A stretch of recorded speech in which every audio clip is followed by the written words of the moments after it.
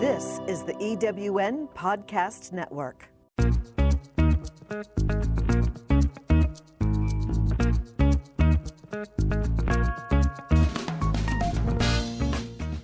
Welcome to Late Boomers, our podcast guide to creating your third act with style, power, and impact. Hi, I'm Kathy Worthington. And I'm Mary Elkins. Join us as we bring you conversations with successful entrepreneurs, entertainers, and people with vision who are making a difference in the world. Everyone has a story, and we'll take you along for the ride on each interview, recounting the journey our guests have taken to get where they are, inspiring you to create your own path to success. Let's get started. Hello, this is Kathy Worthington. Welcome to our latest episode of Late Boomers. Today we are delving into the world of sports representation with practicing attorney and sports agent Jill Baxter, who has been representing professional football players, coaches, media, and college athletic administrators for nearly 30 years. She has combined a love of the game of football with a passion for the law. And I'm Mary Elkins. Jill is the daughter of a Hall of Fame football coach, Ron McBride, and is married to John Baxter, a highly successful college coach. She's an aggressive negotiator for her clients, and her core values are protection, advocacy, and trust. She's worked with general managers, player personnel directors, head and position coaches, and scouts from all 32 NFL teams, as well as many CFL, UFL, and Arena League teams. Welcome, Jill. Hi, how are you guys? Great. We're doing great. So good to have you. Great to meet you. Tell us about your background growing up in a sports family and spending your childhood on the football practice fields and in and around coaches' offices. Oh yeah, well, I grew up. My dad is a college football coach. He's retired now, although he's still actually helps at a high school. But we won't even go there. He's 83, still can't give up the game. Mm-hmm. But when my parents were in college, they started having kids, and my dad was playing at the time, and so we were always. That's why I say literally was born on a football field, because the football field was right outside the family housing in college. So what we did my whole life is we were either at a game or at a practice. Mm-hmm. That's what we did. I mean, that's kind of how coaching families work. And every Saturday, you're at a game, and then sometimes I'd go recruiting with my dad, and we'd go to high school games and look at, the prospects. And we just were always on a football field. And it is kind of a welcoming environment, meaning like sometimes we would just in the summers, maybe we'd go to work with my dad and we'd run around the campus and be in camps or whatever and do sports camps while he was at work. And then he'd bring us all home. I mean, that's just how it kind of works in sports, which is a little different than the normal corporate world, right? Yeah. Yeah. So you must have developed quite an eye if you did recruiting with your dad, an eye for who was great, right? Well, even just being, I don't know how many football games I've been to, but a whole lot. I can't probably, every year since I was born, I don't know, a lot of games. Mm-hmm. So you just start to get a feel for, okay, that guy's got great feet. This guy's got, this guy's really strong. This guy's got great heart. It's all about fourth down or third down to see how does the player do on third down? How does he do on fourth down? What if you're behind? How does the player handle stress? And when you go to a lot of games, you can see the players that step up in those situations. It's not just talent, it's heart too. That's really interesting. Who would think that, except somebody with the experience that you have? Yeah. Oh yeah, I know everybody thinks it's talent. If people don't like football and they don't have heart, they don't make it. I mean, they don't make it at the next level. Mm-hmm. I mean, I'm talking about if you have to have great talent, but if you don't love football and have those other intangibles at the NFL level, those kids usually aren't successful at the highest level. Yeah. That's really interesting. Yeah. Well, what does a typical day look like for a sports agent? Oh, well, yesterday, honestly, which I don't know that it was atypical, but one of our coaching friends that we've known for like 25 years, their daughter is having a baby. So I said, okay, I'm going to have a reunion for all the coaches that were with us at Fresno State 25 years ago in celebration of Jen Lane having the baby. Jen Lane was in Washington, D.C. She's not an attorney. And so we Zoomed her in, and we just had, I planned a party all day, and we had so much fun. We laughed for 3 hours because we've known each other for over 25 years. And there's a lot to laugh about when you in this coaching business, you know. Yeah, I but bet. doesn't sound like a typical day to me. No. But in the morning I had to edit a podcast, right? So I had to get the podcast out, and then I had to get ready for the party, and then I think today a few of my clients texted me. They let me know how they're doing, like my coaching clients, and so I really need to do some social media on what they're doing, their successes, because if you are following college football, head coaches are getting fired, so other coaches are trying to hopefully get those jobs. So You've got coaches that are your I've clients. got tons of coaches, lots of college coaches that I represent. And so right now I'm doing a lot of updating all their information to get it out to the people who I think might get some of those head jobs, right? Because I prospect for them. Then I'm also looking at the 2023 draft picks and seeing how they're doing. For the And NFL. Yeah, for the NFL to try to get in touch with their parents or them to try to get meetings with them. So I'm doing that. Another thing that might happen in a day is I get a lot of emergency situations, meaning like somebody's getting fired and they want me to look at their contract. And so I've created another way where people can work with me. I actually do the whole thing in a day, meaning I can review their contract, figure out what they should do, what it's going to look like if they're terminated. And like there's about 7 or 8 things that coaches need to do on their exit if they're getting fired. So I might have an emergency situation that can happen.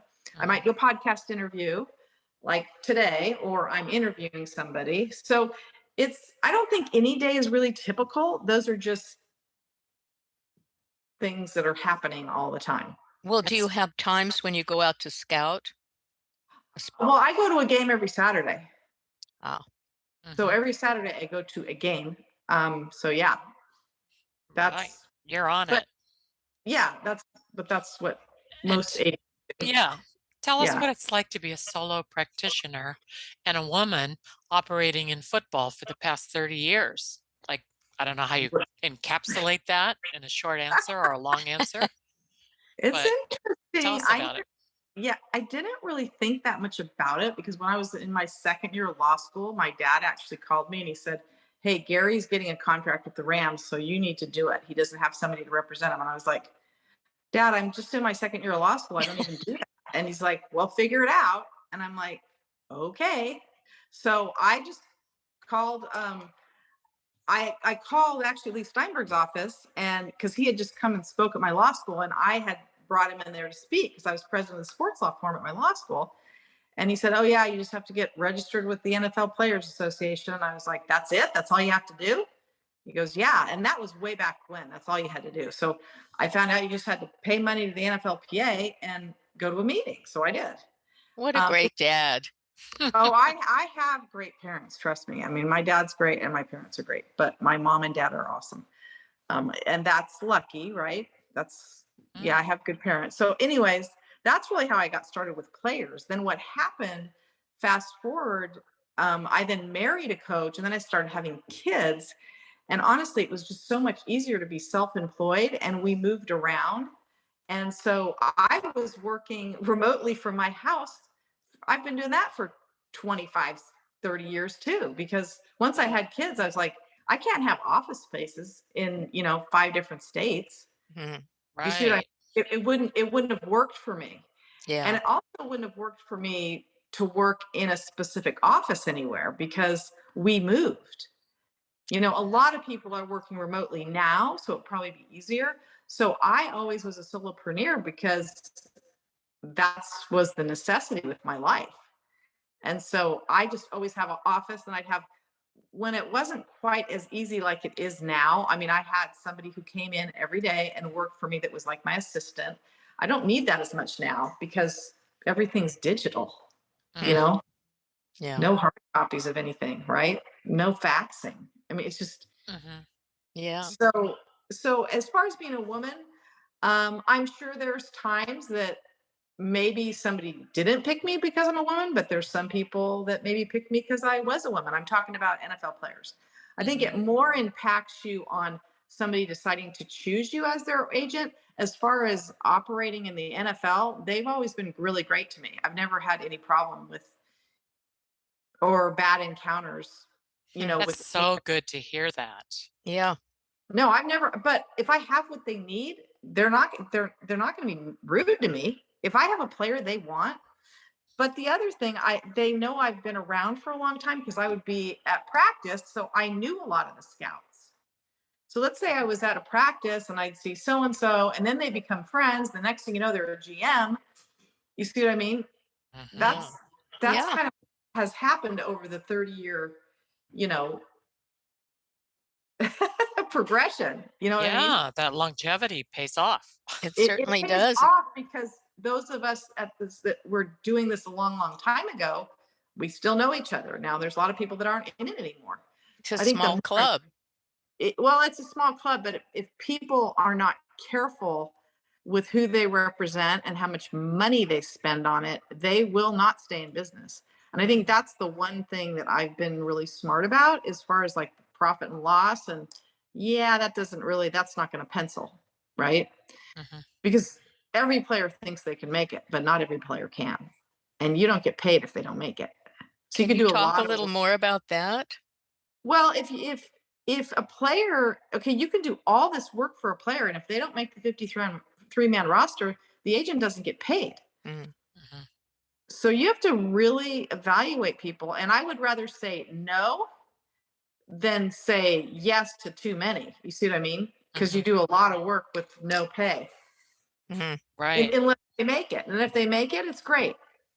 It's like an But independent entertainment agent, same thing. Yeah. Yeah. Yeah. Well, same exact thing. yeah. You've written a book called Born to be a Sports Agent. Tell us about that. Yeah, I did that for a couple of reasons. The beginning is kind of about my life. The middle is if somebody wants to be a sports agent, I actually go through the processes that they should use to be a sports agent in the book. And the third part of the book is different clients. And then I have an online course that if somebody wants to be a sports agent, they can join my online course called Sports Agent Academy. Because I Mm. didn't have a mentor, and I think that was a frustration of mine. I just kind of had to figure it out myself. And I always feel like, okay, now I need to mentor people back. I also teach a sports law and practice class at my law school. So Oh, the dean asked me to teach that, and it's just like a 1 week class, and I teach them how to be a sports agent, really. can you do That's that in a great. week? Well, it's an intensive class. It's 3 hours each night. And I teach the most important thing you need to know or learn is to redline a contract. That's really, really important. Going through a contract, reviewing it, what's good, what's bad. So that's what I focus a lot on. And then all of the name, image, and likeness, recent, litigation at the Supreme Court is interesting to talk about. And I have them read a book about that particular case. And that, by the way, if you're going to be an attorney, these are human beings that are in a conflict with somebody. And I love the book that I share with them. It's actually it's the O'Bannon book, because it really makes you understand like how hard it is on a case to be taking on, like he took on the entire NCAA and how he got blackballed. It's a really interesting book.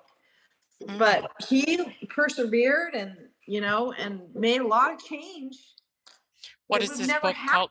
What is this book called? Court of Justice. Ah, Oh, Just okay. seeing if I've seen if I have my bookshelf right here, but I think it's in my other bookshelf. Yeah. So it's a really interesting book to read for people who are really interested in the name, image, and likeness issues and how this actually happened and occurred. So But yeah, in a week you can go over certain things, and then sometimes I'll find out like what the class really wants to talk about. There might be something specific that they're really interested in. Um, and so I'll maybe go in depth one night on an issue that particular group of students is interested in. So Mhm. yeah, no, you can. It's fun, and then I make them negotiate a contract, and yeah. Yeah. Now, do they do everything? No, but Do you you know, test them? yeah, they have to write a paper, and then they get graded on their contract negotiation and their contract redlining their contracts, and then their presentations in class. Yeah, yeah. That's great. Do all of the sports team owners cringe when they see you? Are they wary? No, you know what? I don't. We very rarely deal with the owners. We're Mhm. dealing with the pro personnel directors, the college scouts for sure, and then the general managers and the coaches. A Mm. lot of times I will, because I look at the NFL roster and say, okay, who do I know? Okay, so I know this person. I got this player. I'll call that person that I know really well, that I have a really good relationship with, and I'll go to them first Mhm. and see if they can get it through their organization, Mm. right? Great. So, And what sports figures do you represent? well, let's see. The one that I think, oh, I don't like to really talk about my clients that much, Oh, well, because I'm an attorney, so there's the attorney-client privilege, so I'm kind of careful. But like for instance, I have represented the uh, the the athletics director at Penn State. I have represented, and she's retired now, so I know she'd be okay with this. But she started at Tulane, and then she was at Cal, and then she just retired at Penn State. So I have had her as a client for like 25, I don't know, 25 years maybe, Ooh, long loyal, time. very loyal. Yeah, yeah, she's great, but she's retired now, so she's probably so hot. She's probably happy to be retired. But when and she then was at Cal, was she the athletic director at Cal? yes, she was. She's Oh, great. My daughter went there. Well, what's your opinion on the fee structure for athletes and coaches? You mean as far as what they're making, or are you talking about? All of the above as far as what they're making and how it's put together. And I also have a second question for you on the latest deals, I guess, with what's going on with college athletes getting paid now. Yes, that's the name, image, and likeness stuff. Yeah, I love that actually. So as far as college coaches, the market is the market. So if you're a really hot head coach and another team wants you, they'll pay you. The harder part is then they got to pay the buyout from the other school. The coach then gets taxed on the buyout money. This is the tricky part. And it's a lot of money. And then Yeah, you're I hiring know. staff and Looking at what hiring, happened in LA lately too with USC.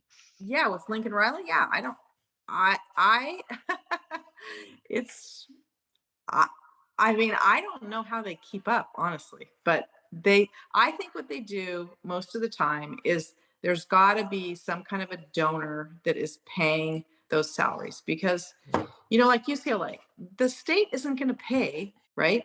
There's got to be Oh, some other money being and funneled in. and funny you should mention UCLA and Mary just mentioned USC because Mary and I have the crosstown rivalry. I'm a Bruin, she's a Trojan. Right, Okay. So right. we always like to watch our own team, our own games, but not each other's. And well, Yeah. I think it's nice that you won as long as you're not playing us. Yeah. Which is Well, coming up. Yeah. oh yeah. Well, John and I were at USC. I mean, that's it. John worked for Lane, and he worked for Oh, Ed, then he worked for Sark for a minute, and then he was with Clay. We were down there for a long time. And then mm, he worked at Michigan with Coach Harbaugh. So believe me, we've been around a lot of interesting people. mhm, Yes, you have. sounds like it. I won't even go Anything there. more about the college players getting paid? Okay, well, with name, image, and likeness, which is so awesome, actually, the right to publicity, and I had always thought this, like, how are they interfering with the player's right to publicity? How can this be constitutional? Well, turns out that it wasn't. That's why Mhm. the O'Bannon Court of Justice, once it went all the way through, he went through the federal court, but the Alston case went to the Supreme Court, and they determined, yeah, you can't interfere with the player's right to publicity. It's Mm. completely unconstitutional. They should have never been able to do it. They So did now it for years. I know it's ridiculous. Okay. It was unfair. And so now a player can make money off his name, image, and likeness. How they do it is the same way, like if you have a podcast, you have a lot of social media followers. If a player doesn't have a lot of social media followers, brands are going to be less likely to be attracted to them. But then there's most players that are really like, if you're a quarterback, like USC's quarterback has done very well in that space. Well, he has a lot of followers. He's a great player. And he sounds like he is a good businessman too. Hmm. So he's actually done a pretty good job with his NIL. But we have to understand that there's a lot of players that are not, that are maybe making just a little bit of money. But when you're in college, if you got an extra $500 a month, that's not bad, Right. right? And they're so Right. young. They They are are, young. but a lot of them are not getting the kind of money that's being reported, just so you know. Mm. Oh, Okay. really? I Yeah. want to I ask about talked, UCLA's quarterback, Dorian Thompson Robinson. okay. How does he do? I Does he don't make know money? anything. I don't know how he's doing. I just know that Caleb Williams over there at USC is Mm-hmm. killing it in the space. Mm. Mm. I mean, really making, but he is a gonna be a very top pick, and he's a really great player. So he's Yeah.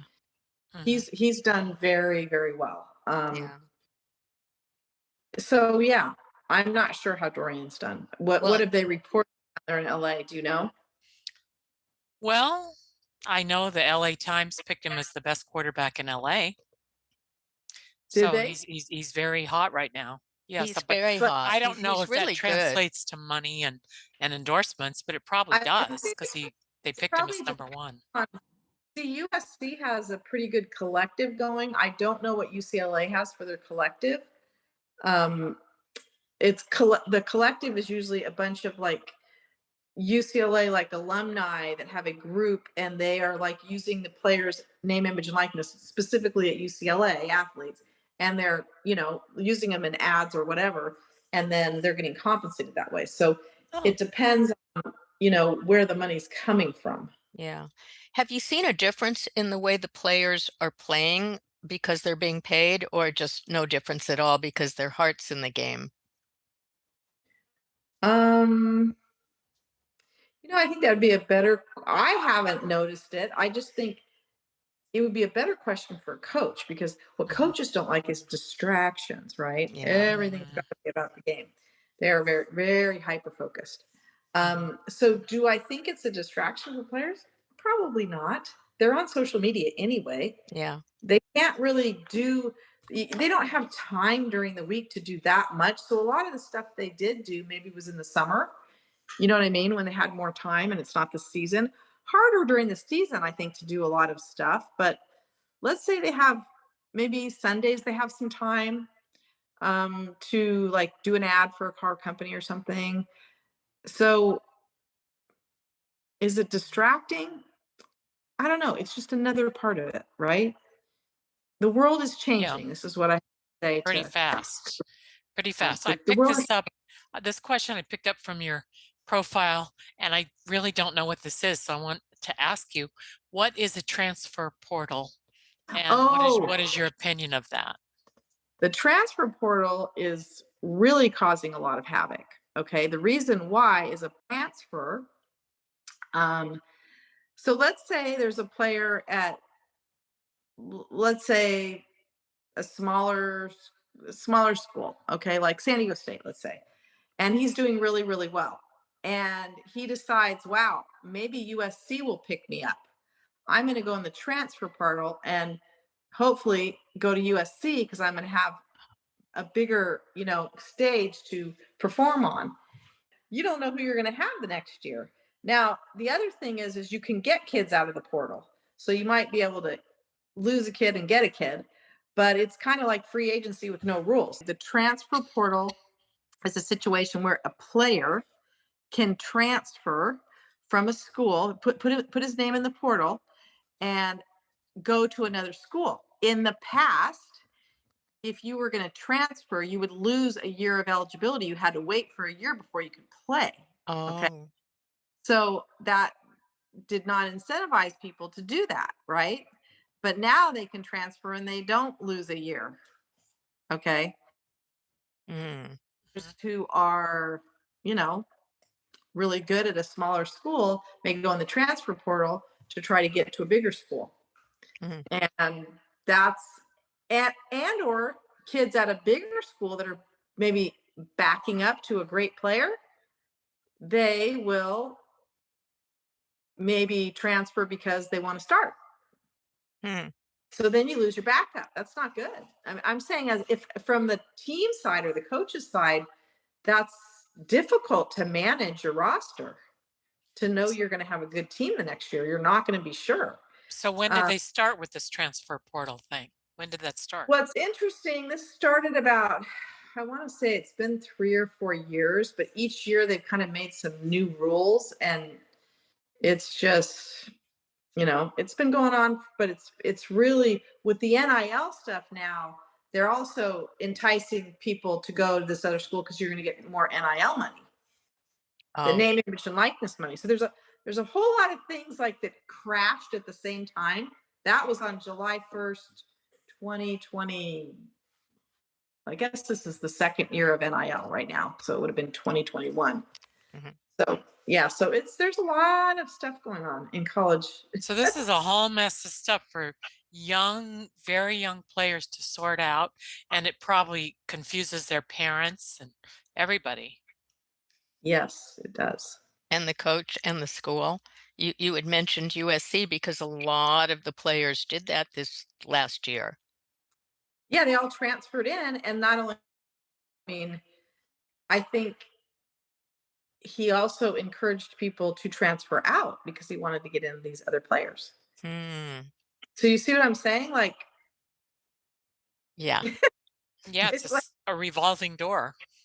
it's a revolving door, and that's hard to, for consistency, and academically too. I was I'm concerned about it because there's also kids that go into transfer portal. They think they're going to get picked up, and they don't. And then they don't have their scholarship. They're not in school. They're not getting educated. So there's some things I like about it.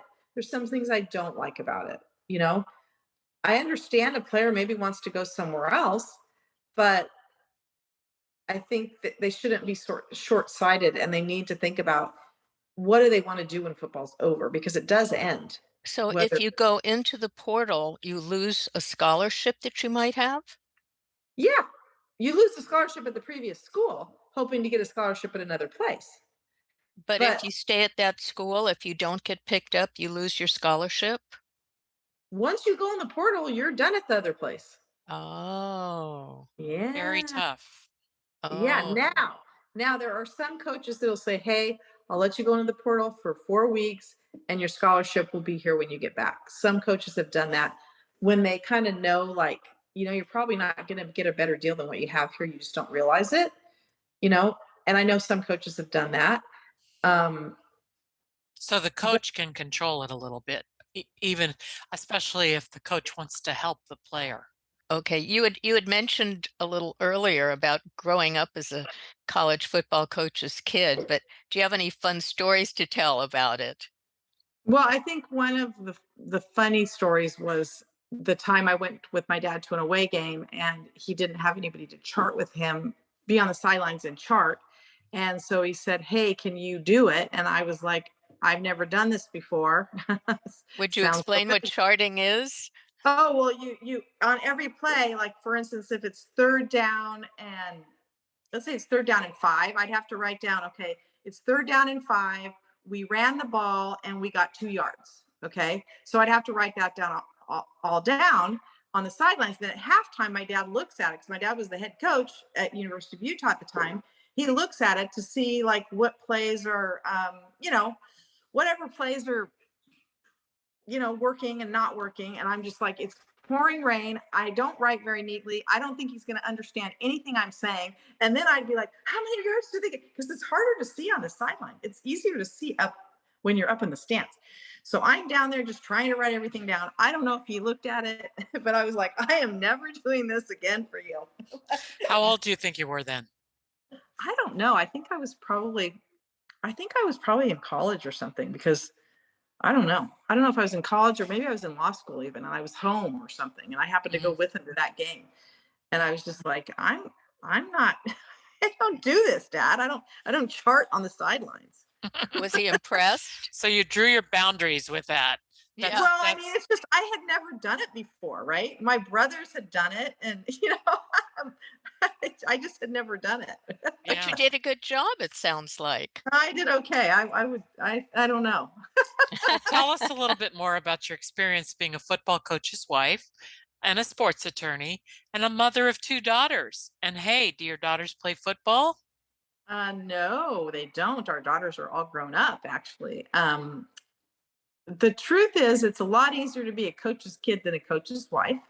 Oh, Being a coach's wife, you basically take care of everything. I ran two companies and took care of the kids, went to the games, and wouldn't say you're kind of a single parent, but you kind of are in a lot of ways. Although, if I had to travel for work, I could, and like the kids were sick or something, they could go into the office with John. Now, probably not now, but this was when they were little.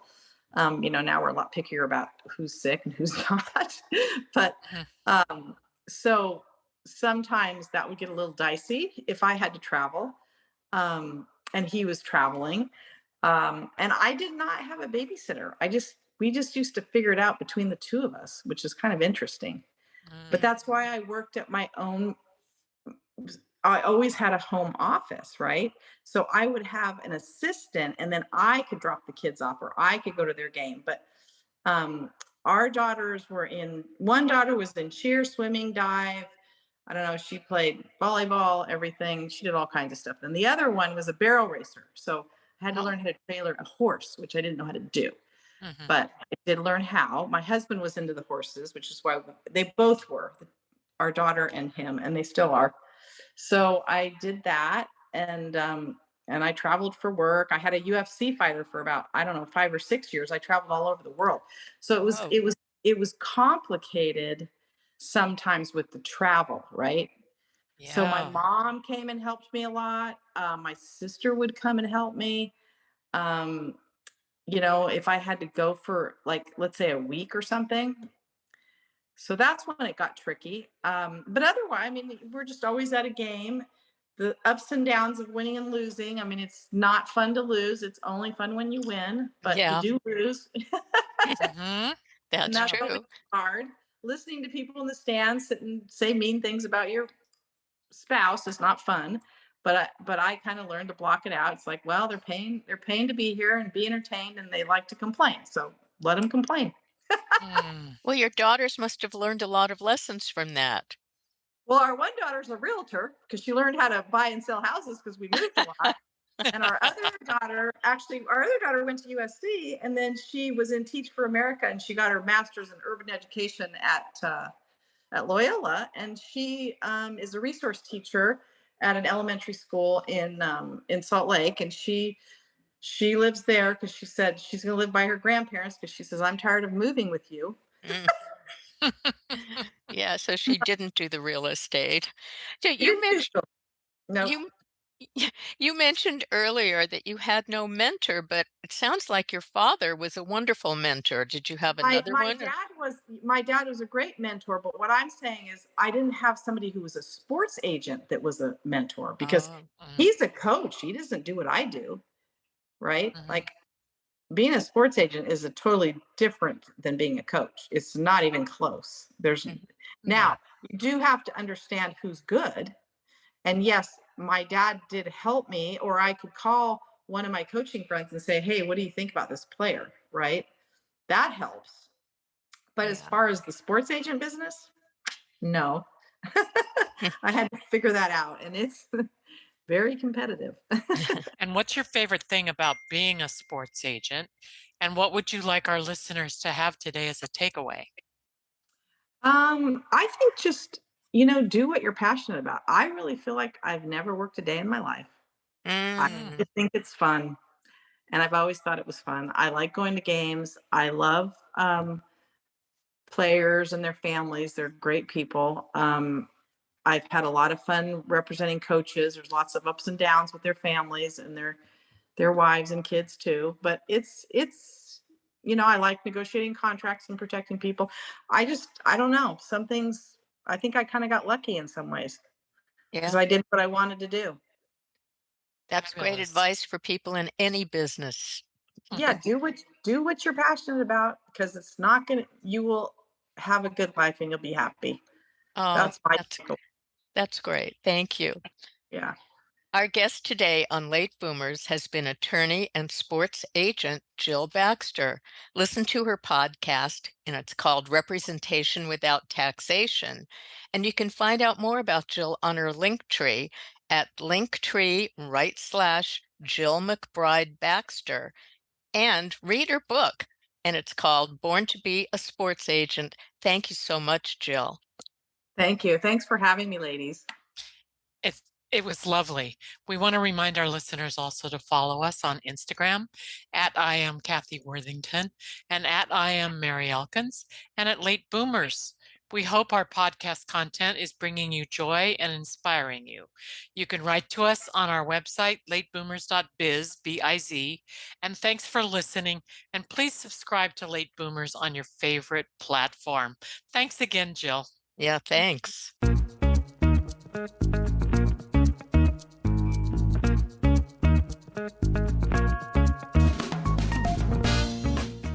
Thank you for joining us on Late Boomers, the podcast that is your guide to creating a third act with style, power, and impact.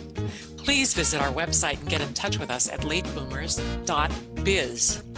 If you would like to listen to or download other episodes of Late Boomers, go to ewnpodcastnetwork.com. This podcast is also available on Spotify, Apple Podcast, and most other major podcast sites. We hope you make use of the wisdom you've gained here and that you enjoy a successful third act with your own style, power, and impact.